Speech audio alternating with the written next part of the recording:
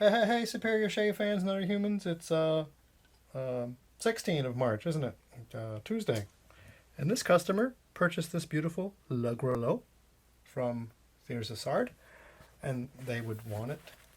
They asked in the note sections to further hone it. I am going to set its bevel form to this soft Arkansas, which is shaped like a cylinder of about 20 some odd feet diameter. I use ballistol. This is ballistol that's got about 5-to-1 water to ballistol. At the first step, I like it a little thicker, and then toward the ending, when you switch to the finer Arkansas stone, I prefer it to be a little thinner.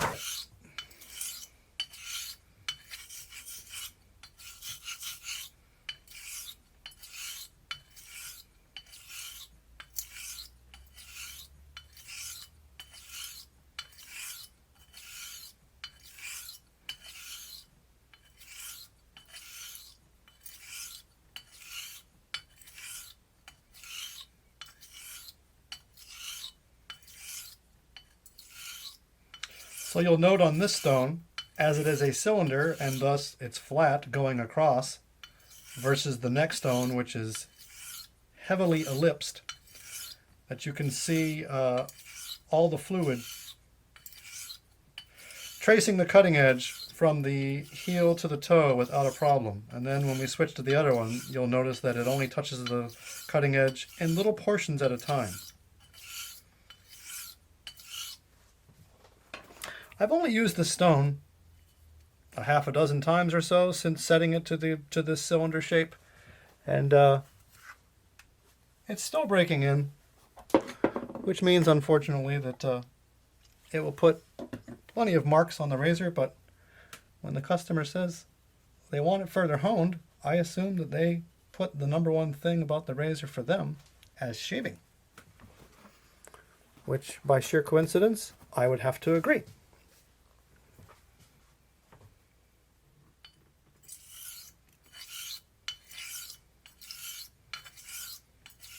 The reason I have such a nice depth of field in this image, that I've taken many steps to create a nice looking background and lighting, the reason that the depth of field is so good is because I am using a tilt shift 24mm lens about 6 inches away from the stone, and it is nearly at its maximum tilt to the front, and I focused about here and tilted to get almost up to here, maybe up to here. It's sharp.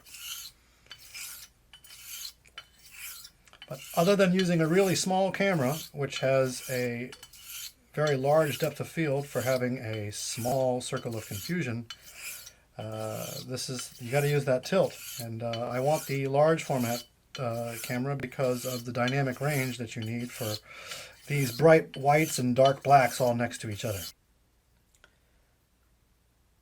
Now I'm taking a look to see if I can see new steel that I'm carving in.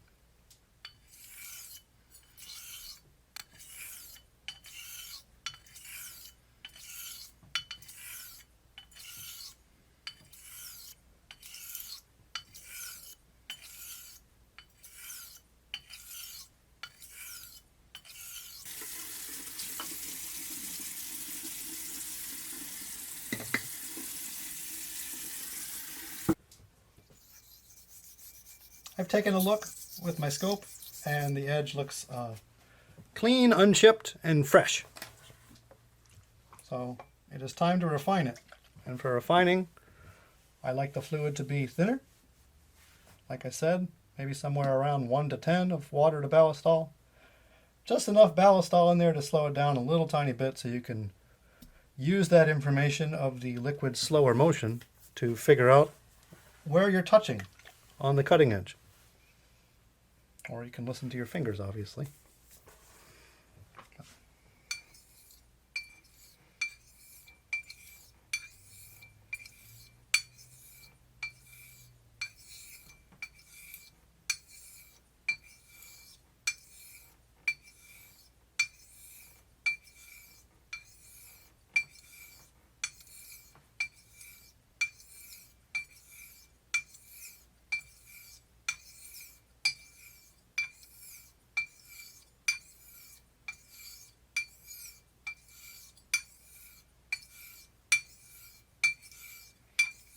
I like to work the edge in stages. I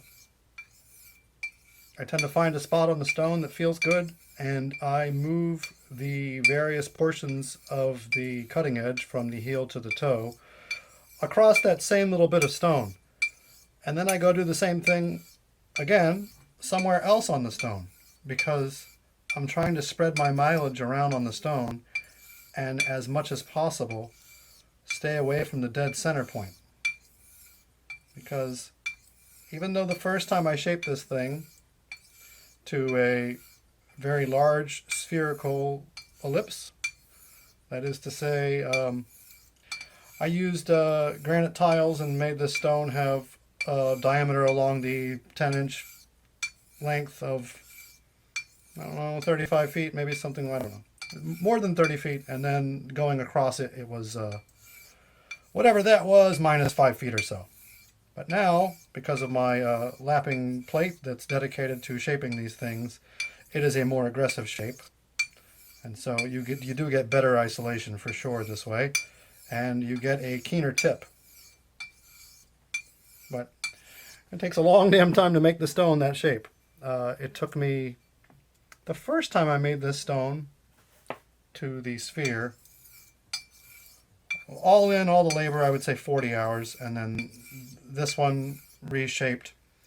I started hitting it up in the summertime. I didn't keep really good records, but somewhere in the 8 to 10 hour range of daily 15 to 20 minute battles with sandpaper and this stone until I could not find any more spot that I could get better.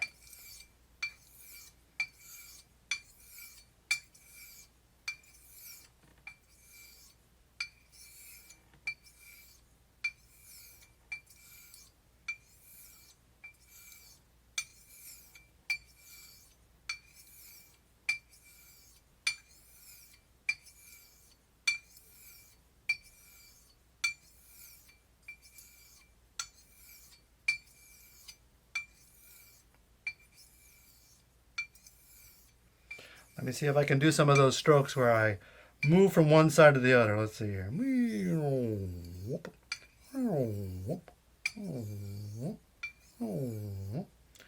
And I don't think that a couple of stropping strokes is that bad. It does a good job of spreading out the fluid.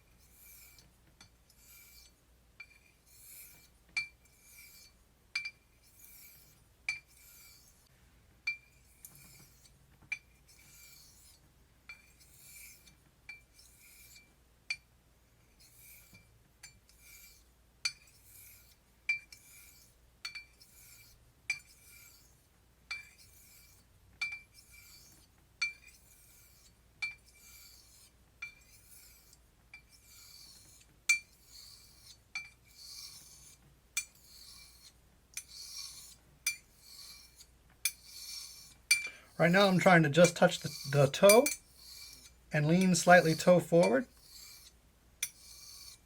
That is moving in a direction toward the tip of the cutting edge so that the abrasive of the stone will help to wipe off any minimal development of a frown at the heel and the toe. Now I'm going to take a look again, because it feels like I'm doing the same thing over and over again and just wearing out the poor fellow's razor.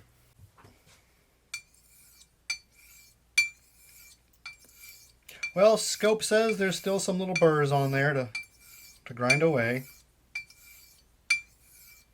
You know, the German razors, they use that single wheel, and they face the razor relative to the grinding mechanism differently, whether it's the front or the back. Whereas the French ones, they have their own wheel. They have a pair of wheels spinning in opposite directions, and they're made of some natural abrasive local to that part of France. And when you look at them up close, they never have the little micro teeth like the German razors do. So when you look at a brand new razor at about 30 times magnification with a binocular stereo microscope, a brand new Solingen produced razor, if you just wipe off the oil and look at it like that, and you hold it like this and move it around, you will see the signature shape of the bevel form, and you will also see the little, what they call micro teeth. Some people might call them chips. They call them micro teeth, little serrations, and there's always more of them at the heel than at the toe. And I believe that's because of the way that they use that platen thing that you've seen in all the videos, that spinning disc facing the ceiling. So their goal is not to remove those teeth. I never spoke with the French producers about that whole concept, but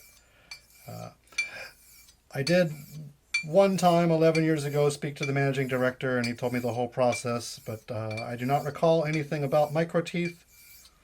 Plenty was said about convex, and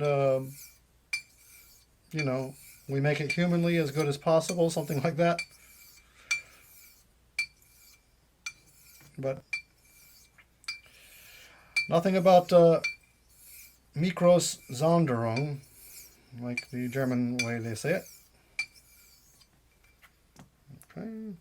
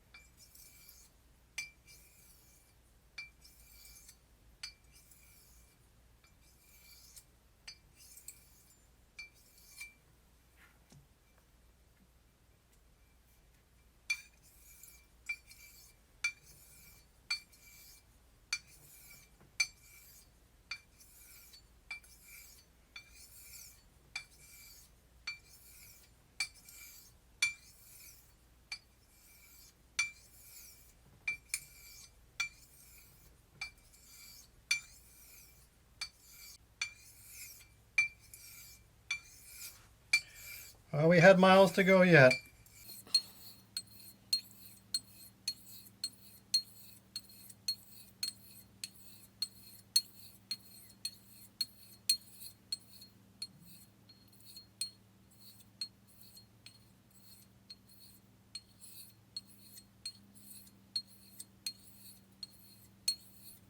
These are Sabre ones. They're using one of those dies that was from probably between the two world wars, and those were die cut to be wider at the toe than the rest of the razor, because the thinking was people tended to wear it on the toe more than anything else.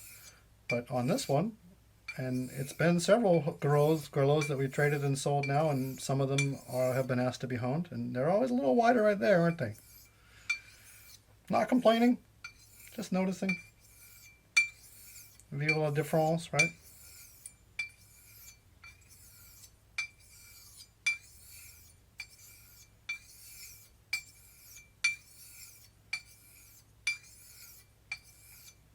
I'm going to push the pause before we overheat here and probably do this in another 3 minutes or so, and then I'm going to strop and give it a look and give it a hair check.